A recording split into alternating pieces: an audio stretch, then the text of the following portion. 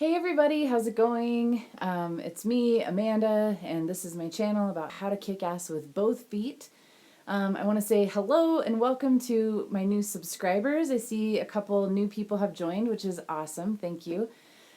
I'm on a every Saturday posting schedule, except this Saturday I really had a legitimate excuse for not posting because I got whisked away onto a surprise romantic getaway adventure in New Mexico, and it was really tremendous and lovely.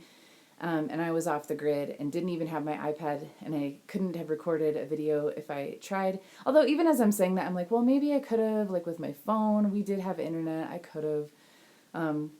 But it felt like a good excuse to just let myself flow with the romance and the adventure, especially because I am so not that kind of person.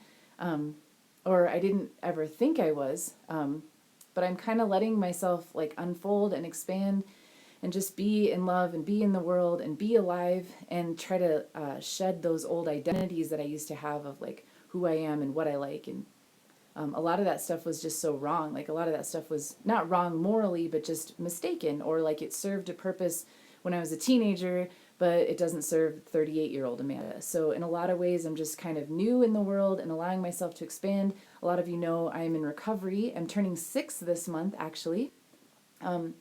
So a lot of what I talk about on this video is kind of navigating the world, feeling like a 6-year-old often, or like a teenager, because they say like developmentally or emotionally we stop developing when we start drinking and using heavily, and for me that was around 16. So I'm 38 technically, but in a lot of ways I feel like I'm just bumbling through the world without a lot of basic skills or knowledge or whatever.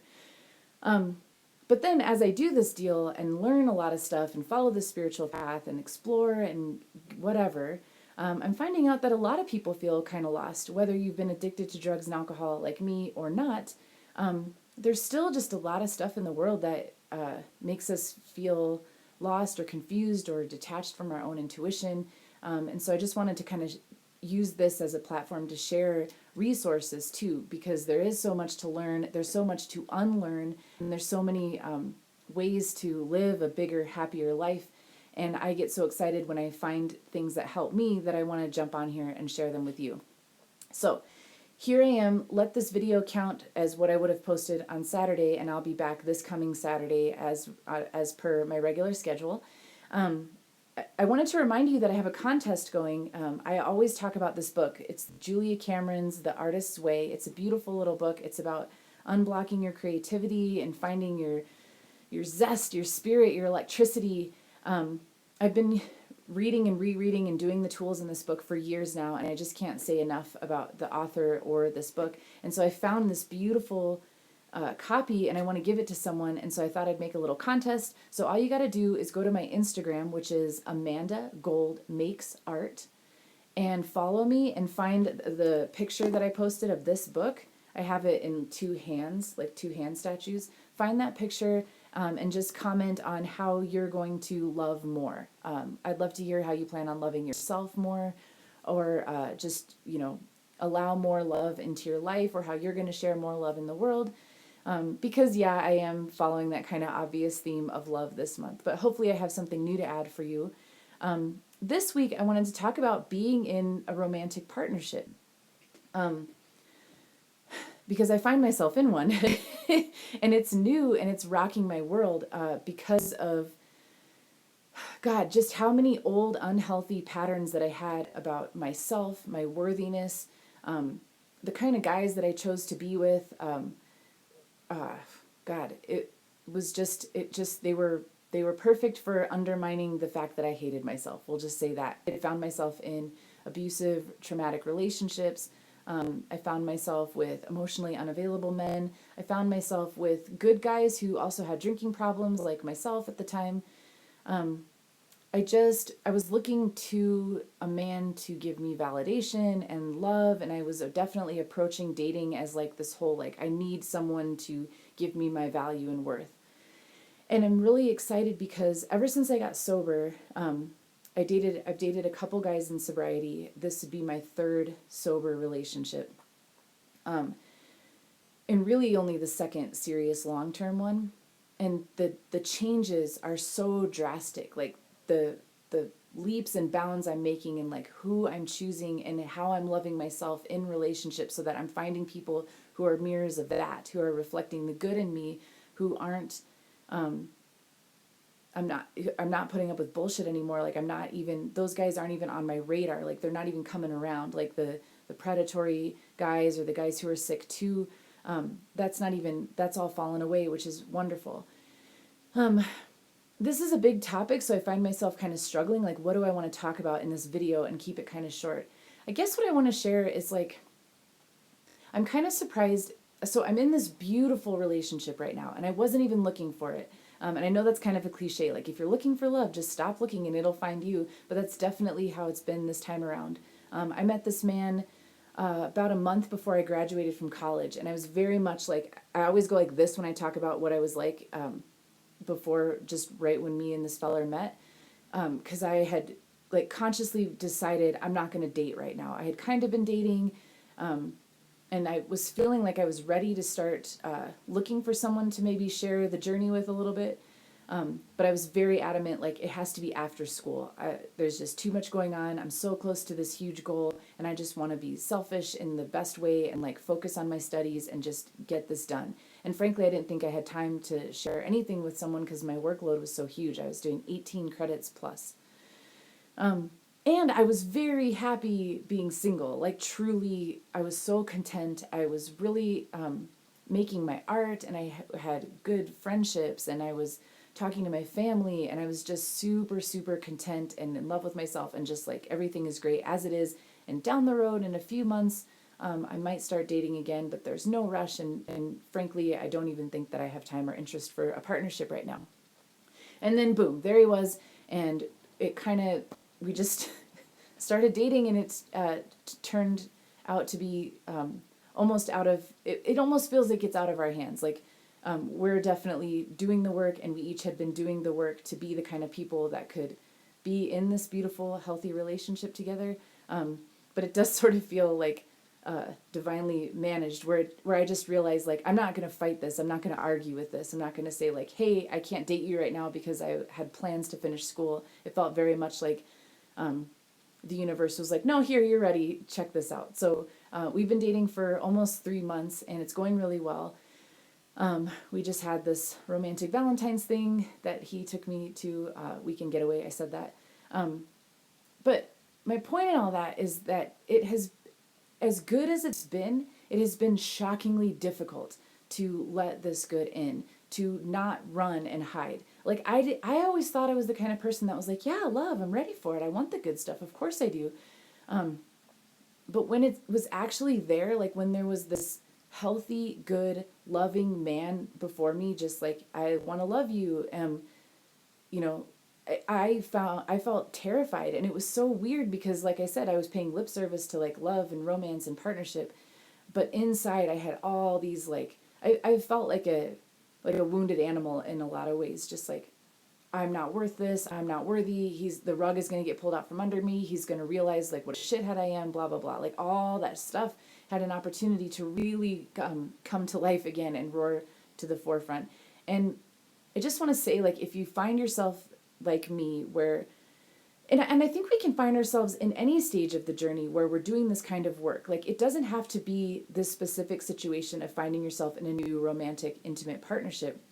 It could be with a new friendship, or it could be as you're getting closer to a family member that maybe you were estranged from for a while, or just different phases of the people in our lives, or even phases as you're exploring your own love for yourself and your own intimate relationship that you have with yourself.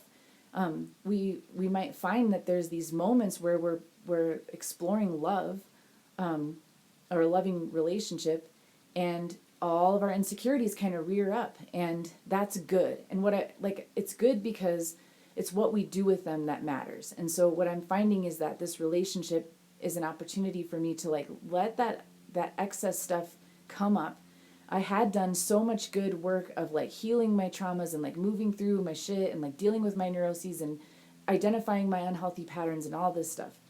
But it still took another person to notice that there was still other stuff that I needed help dealing with, I guess, or that I could work with this stuff in this relationship. And it would have been really easy to just like let this stuff come up and make it mean something, like, well, this isn't meant to be, or I should not have started dating this guy. I need to be single longer, or he's not the right one because this is coming up, or I'm not good enough and I should just flee, you know.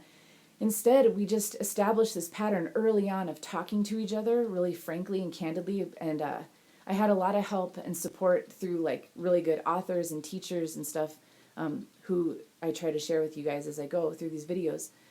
I had a meditation practice and stuff where I was able to like even be aware of this stuff that was coming up that normally was unconscious. So I had the tools to be able to say, instead of being like, you're making me feel this way, I had life coaching tools that helped me understand that my thoughts were making me feel a certain way, that this man wasn't in charge of my feelings, that he wasn't responsible for them either. I also had some capacity to be able to say, I think I got this from Brene Brown, where I was able to say, the story I'm telling myself right now goes like this, da da da da da, instead of being like, you're doing this and I feel like shit. I could be honest with him and say, like, I'm telling a story about how your tone here means that you don't love me and I'm a piece of shit, you know.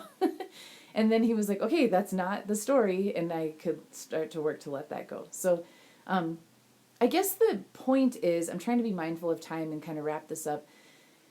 What keeps coming up for me as a theme here is that there's all these things that we say we want and that are kind of touted as the end all be all, like a loving partnership. Of course you want it. Of course it's going to be easy. Of course it's just going to be like sparkles and rainbows and sunshine and love and little hearts flying around.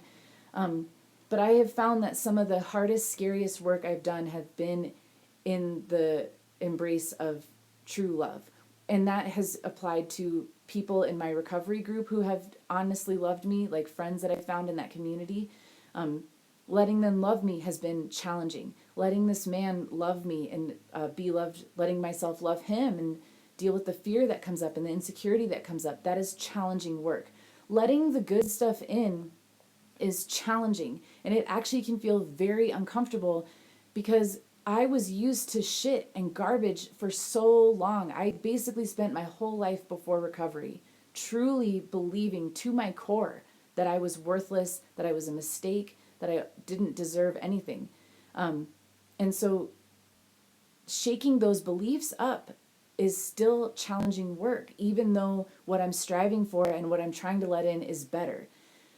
It doesn't, just because it's love, just because it's good, just because it's happiness, just because it's joy, doesn't make it easy to come in. And so I guess I just wanted to like share that with anyone who might be struggling, who might be confused why maybe they feel like they're pushing love away, or like why when this man held me, I would want to start crying and crying and crying because I just wasn't used to that kind of tenderness or that kind of belonging or being accepted for who I am and being seen that way.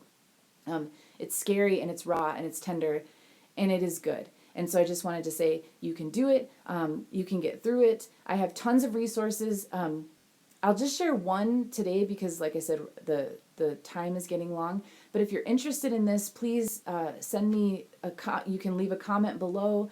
I can probably come up with a list of things that have been helping me during this time and prepared me to have a relationship like this. Like I've made a lot of progress, and I'm a different kind of person than I was 6 years ago, and I can allow this kind of love to come in, which is awesome. But I didn't do it alone. So one thing I really want to share here and now is a podcast. It's called Deeper Dating, and the guy who runs it is Ken Page, and he's amazing, and he's sweet, and he's good, and he's very smart, and he will rock your world with his take on dating and how to find attractions of inspiration rather than attractions of deprivation. You've got to check out his work around that concept and many more. So Ken Page, Deeper Dating Podcast, check it out. If you're interested in other resources around this topic, please let me know. I love to share them. And in the meantime, just love yourself, let yourself be loved. Even when it's hard, just take it easy and let it in like little drops of water or sunlight, because you're totally worth it and it's totally good, and it gets easier and easier to build that capacity to let good things into your life. So I hope you're having an awesome day, and I will be back here Saturday with a new video. All right, bye.